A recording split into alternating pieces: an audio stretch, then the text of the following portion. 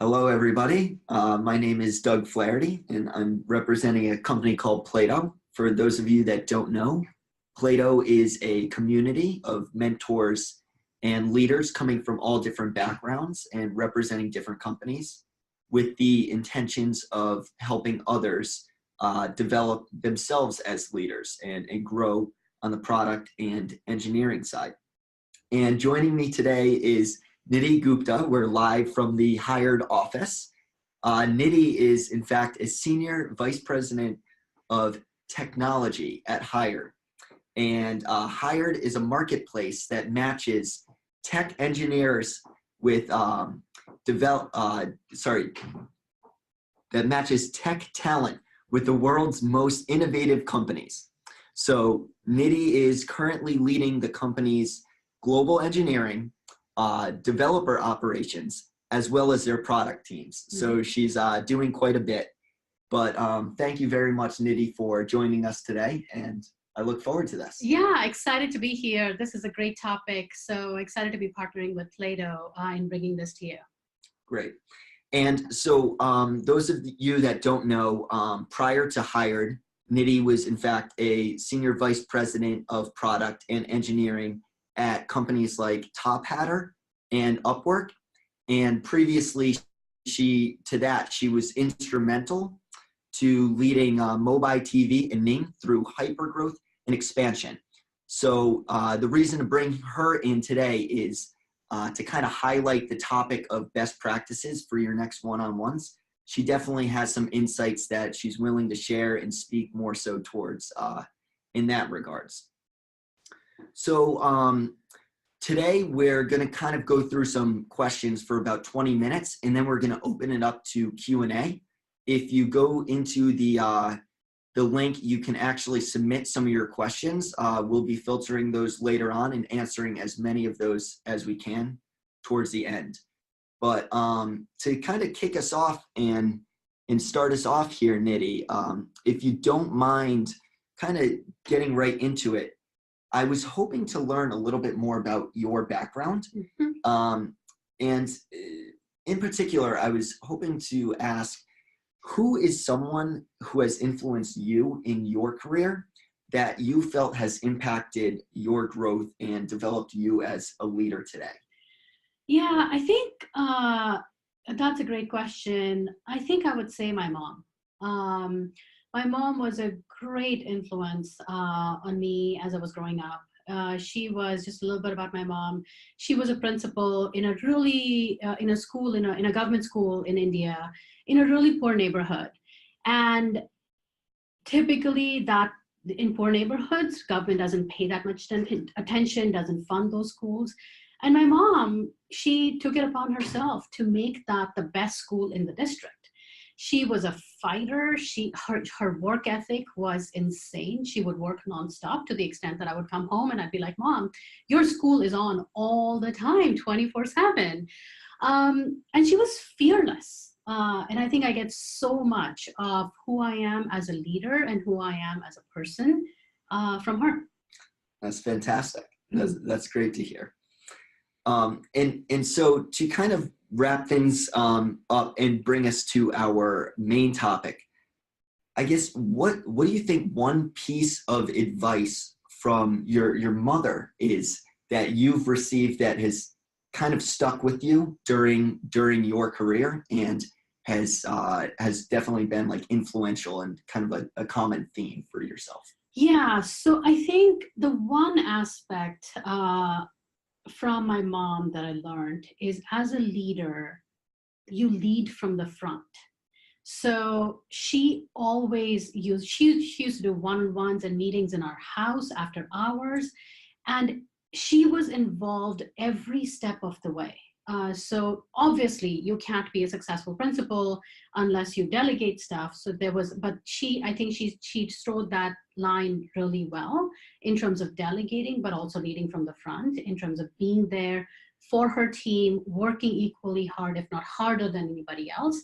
So I think that was one aspect that I've always remembered and that I always aspire to do.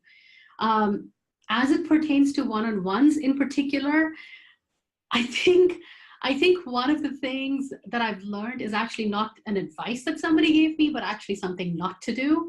My very first manager, I started my career at Bell Labs at AT&T, and my very first manager, during my one-on-ones, he would just keep looking at the phone. And I was like, wait, this meeting is not important. It's not important to him. I'm not important for him. Why am I even here? That sort of, taught me a lifetime lesson, which is don't pay attention to your phone, don't pay attention to your devices, just focus on the person that you're talking to in one-on-ones, as opposed to, being distracted by everything else and everybody else that's pinging you and needs your attention. I see. Great. And so to dive more deeply into your style as a leader, how would you best describe your management style when it comes to your one-on-ones in particular? Absolutely. So I think, to me, the most important aspect about a one-on-one is listening and recognizing that this is not my time to opine. This is the individual's time. They have this time with me. They should be driving the agenda and the content of the conversation. So more often than not, I start my one-on-ones by saying, all right, what do you have? Because this should really truly be the time that the other person has to cover topics with me. I think the biggest thing is listening. You need to and listen beyond just words. Especially if you're doing them over video conferencing, or if you're doing them in a personal setting, watch body language, because engineers often tell you what they're actually going through. So watch for body language, watch for those cues, because those are very, very important. I see. And out of curiosity, do you think that the company culture of Hired has had an impact on your style? Yeah, absolutely. So at Hired, we don't have annual performance cycles. So we do continuous feedback loops. So as we do continuous feedback loops, I make sure I'm more cognizant of ensuring that I'm providing continual feedback to my directs. I want to make sure that, and we have a very strong culture of growth. So it's not just feedback in terms of, hey, this is something you need to improve upon, but also in terms of, Doug, what is it that you want to do in your career and how can I help?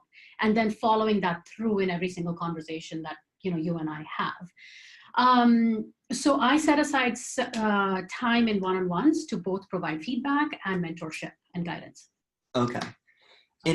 And so in your opinion, when you're having a one-on-one with one of your reports, what are some indicators that you look for that kind of determine whether or not the one-on-one is going well or moving in a direction that you feel is good? So my biggest barometer is, so my schedule changes all the time. Meetings get shifted and shuffled all the time, which means that my one-on-ones get shuffled all the time. My biggest barometer is if an engineer or one of my directs comes to me and says, hey, our one-on-one got shifted. When are we meeting? So if they want it, then obviously providing value. Right. But I think outside of that, it is about, in terms of, is that conversation truly providing value to them? It's follow-throughs. So if I had a conversation with an employee where I decided to follow up on something, or I gave them feedback and I asked them to follow up on something, making sure that subsequent conversations I'm actually following through and I'm bringing that topic up is important, because that'll tell me if they actually acted on it or not. And they will know if I acted on it or not. Okay. And then you mentioned body language as being, a component that you really look for during the one-on-ones. Does that kind of play a role in determining whether or not you feel as if you're kind of moving in the right direction and things are going well during your one-on-ones? Yeah, absolutely. So I think for me, one of the most important things that one-on-ones provide, and actually just like hallway conversations provide, is just having a pulse on the organization. I think as a leader, it is incredibly important for you to have a pulse overall in terms of how your employees are feeling. Are they happy? Are they stressed? Are they worried, from a delivery standpoint or from an execution standpoint? Are processes working for them or not? So overall, you need to have that pulse on the organization. And I think one-on-ones provide one mechanism to get that pulse on the organization. And I think they're instrumental. I see. And so also kind of highlighting the fact that you think like the hallway one-on-ones, kind of the informal one-on-ones are important. You don't tend to shy away from like having those informal one-on-ones if you find it necessary? No, absolutely not. So I do in order to gain a pulse on the organization, I do a variety of different things. I'll just go through late at night, I'll just go through various Slack channels to see what's the temperature of the dialogue amongst the teams and amongst team members. I look at, look at the body language as we're walking through the hallways. Like, do people feel excited or stressed? Then in addition to that, I have these one-on-ones. And if I notice anything off kilter, I will follow up and reach out to the engineer to say, hey, let's get together in a room and let's chat. I just want to touch base with you to see how you're feeling. And inevitably, when you sort of open the gate, and I often start that conversation by saying, hey, I saw you in the hallway the other day and you looked kind of stressed. Is everything okay?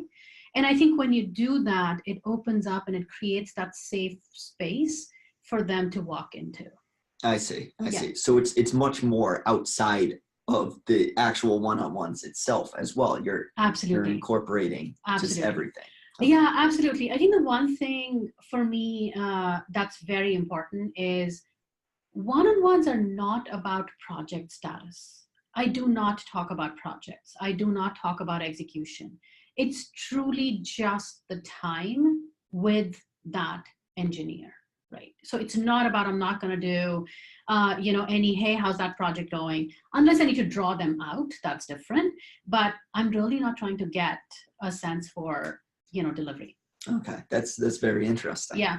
Right. Yeah. So a question that I wanted to ask is, I know you kind of highlighted this a little bit before, but do you kind of go into one-on-ones with a certain framework that you use every time? Yes. So I don't have a formal framework per se, but I do sort of have, there's a method to this madness for me. So my weekly one-on-ones, or actually even like all of my one-on-ones, even the regular ones that I do, I create a note of one-on-ones with every single person. So let's say you and I do regular one-on-ones. I will have an ongoing living note, which is just for me. I don't share that necessarily. And through the course of the week, if I've made observations that either I want to follow up with you on, or if I want to provide you feedback in the moment, I will capture that as a bullet point. And then when we meet, I will chat with you. If it's something urgent, then obviously I will Slack you. But we all know how many Slack messages we get in a day, and it's overwhelming. So I sort of save that for my one-on-one conversations. And prior to going into my one-on-ones, I sort of group them. So into, all right, this is feedback I need to provide.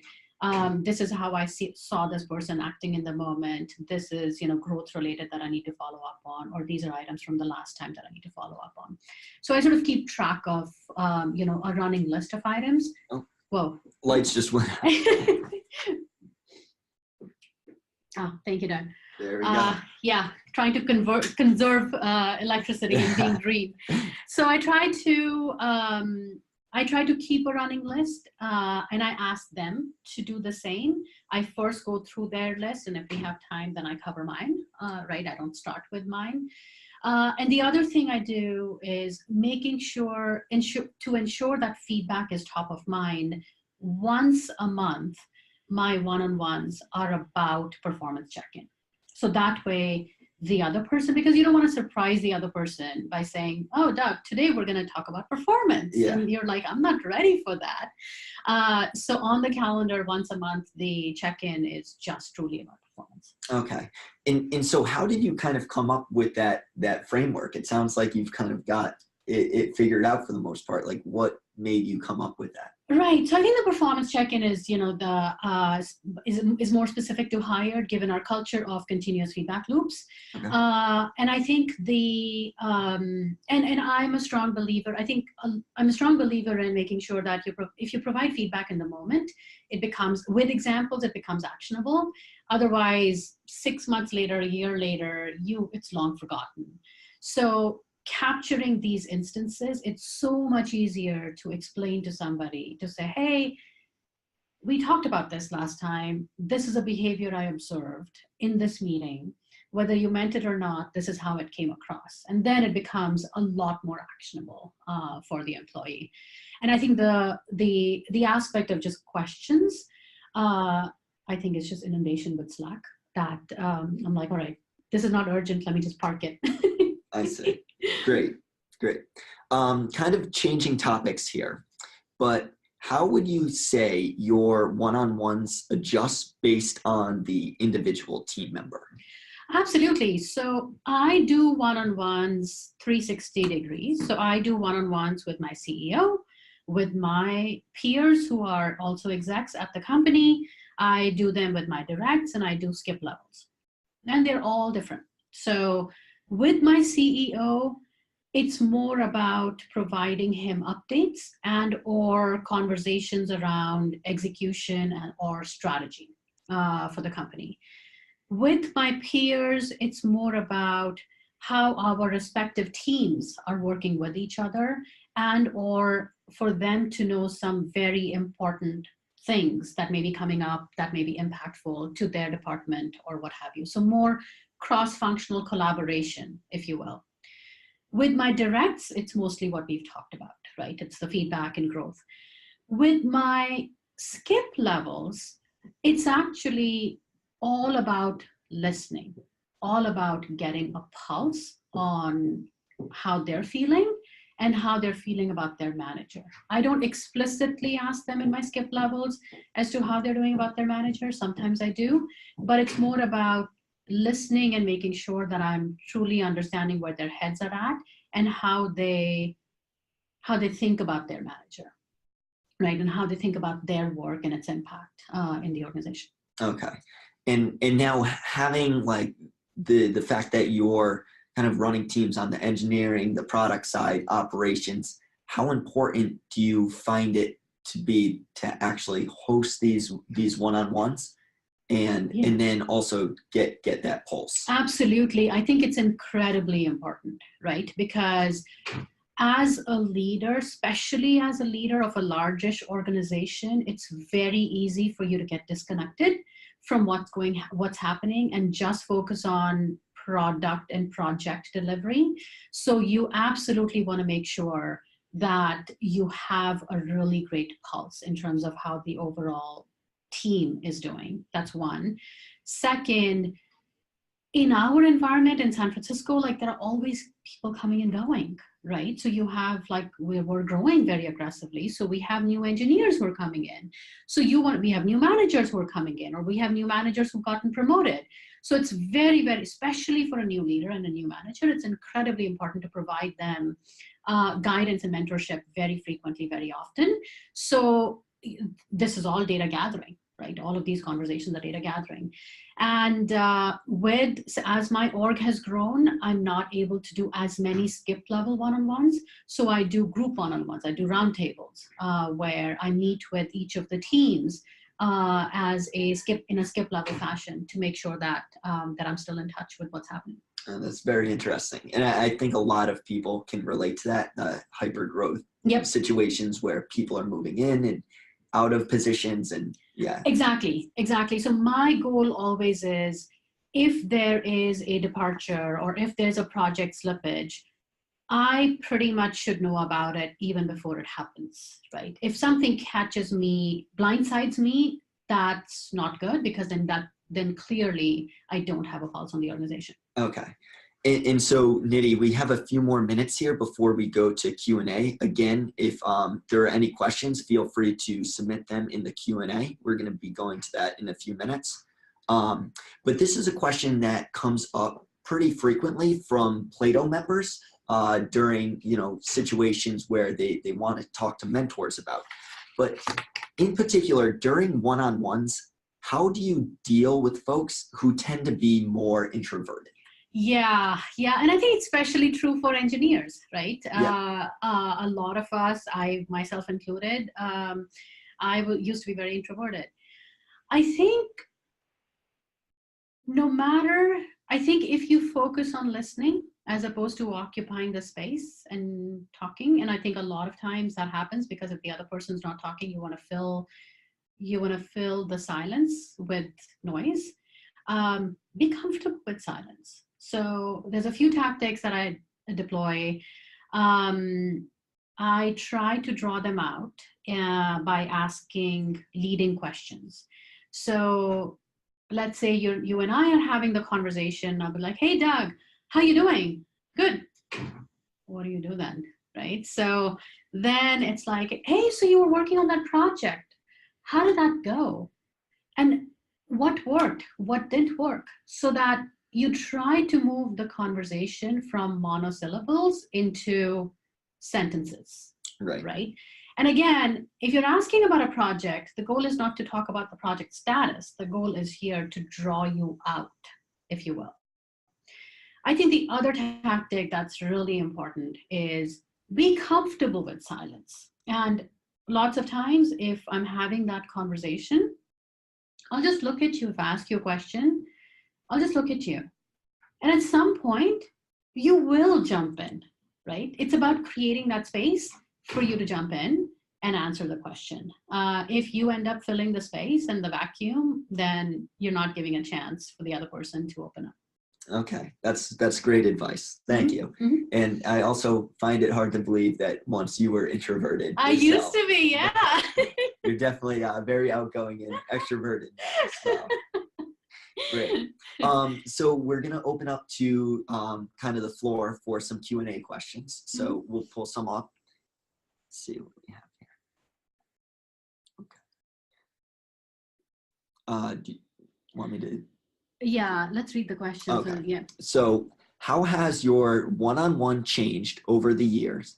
And what is your suggestion for level 1 managers to hold effective one-on-ones where level 1 managers are directly responsible for the engineering team deliverables? Yeah, Shweta, great question. And I think I would recommend not make your one-on-ones about the team deliverables, right? So for team deliverables, there are tons of sprint ceremonies. There's the pre-IPM, there's the IPM, there's the retro, there's a daily stand-up.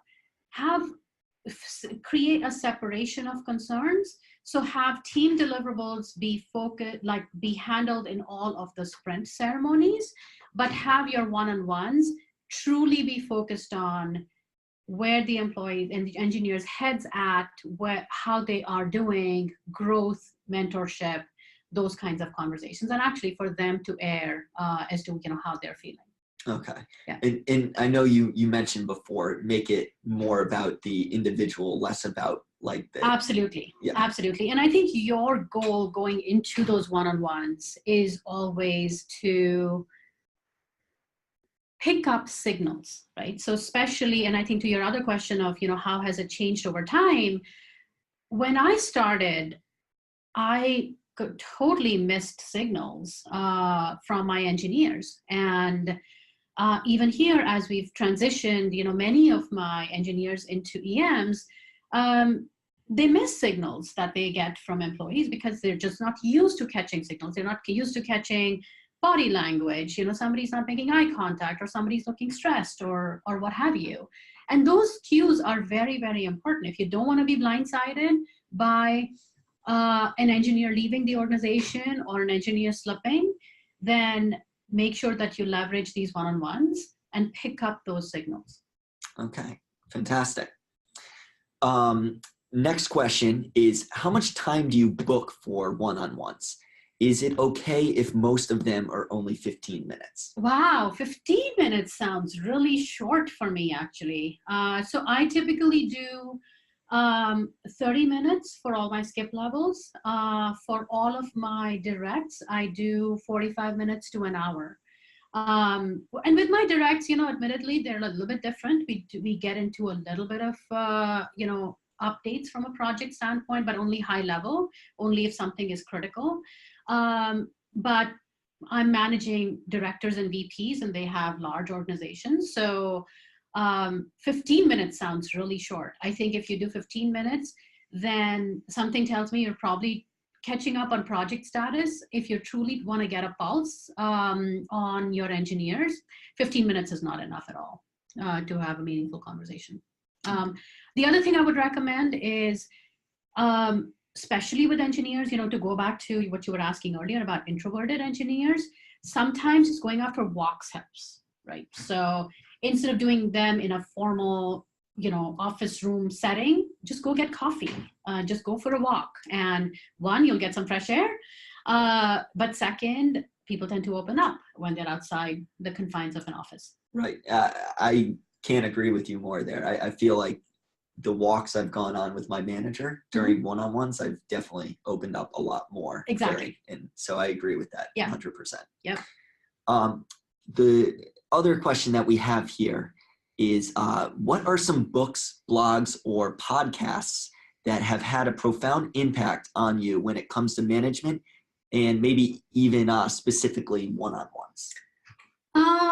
I'm not sure I can think of books specifically with regards to one-on-ones. I think my all-time favorite book is Radical Candor. I'm an extremely WYSIWYG person, and I think Radical Candor speaks to my heart in that sense. So that's my all-time favorite. From a business standpoint and how to lead teams through through hypergrowth phases, crossing the chasm is one of my favorites. So yeah. Fantastic. And so to finish us off here, I have one more question. For the newer engineering managers that are joining us today, what's one piece of advice you would give to them for enhancing their one-on-ones as they start to develop and work with direct reports? Great question. Very germane to what we're going through here at Hired. I have a lot of new budding engineering managers and leaders. I would go back to saying, make sure you're watching. Make sure your goal is to pick up any signals that they may be giving to you audibly or not. So watch for body language, watch for the words that they're using, watch for their overall stress level. You want to get to the point that I got to eventually. You want to start off your career and get to the point where nothing is a surprise to you. Project slippage is not a surprise to you. An employee departure is not a surprise to you. Your team being short-staffed is not a surprise to you. And one-on-ones is one of those mechanisms for you to get ahead. Fantastic. Well, Nidhi, thank you very much for joining us today. And thank you for all the insight. I hope everyone was able to get a lot out of it. And yeah, thank you very much. And yeah, absolutely. Thank you for those of you joining live. Thank you so much for attending, and thanks for the great questions. I hope that you found this useful, and in terms of truly making and creating effective one-on-ones in your organization. Take care. Bye-bye.